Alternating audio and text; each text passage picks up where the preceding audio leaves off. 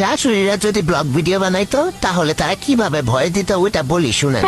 সকাল 6টায় ঘুম থেকে উঠে দেখলাম আমার বৌমা এখনো ঘুম থেকে উঠেনি। রাগে তো আমার শরীরটা জ্বলে গেল। এরপর আমি রাগ করতে করতে চলে গেলাম রান্নাঘরে। রান্নাঘরে গিয়ে কাজ কাম কিচ্ছু করলাম না, শুধু শুধু বাসনগুলোরে ধুমধাম করে ফেললাম, এখানে ওখানে আওয়াজ করলাম। তারপরও যদি দেখি নবম জাতির ঘুম ভাঙে, কিন্তু ঘুমটা তার ভাঙেনি।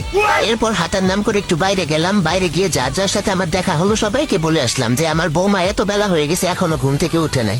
এরপর চলে আসলাম বাড়ি এসে সোজা নিজের ঘরে গেলাম। মনে মনে ভাবলাম একটু ফোন করে সবাইকে জানিয়ে দেই যে আমার বৌমা এখনো ঘুম থেকে উঠেনি। এজন্য প্রথমে ফোন করলাম আমার মেয়েকে। সে ফোনটা ধরলো না, মনে হয় সারাদিন অনেক কাজ করে তো অনেক টায়ার্ড ছিল, এই জন্য এত সকালে ঘুম থেকে উঠতে পারে নাই।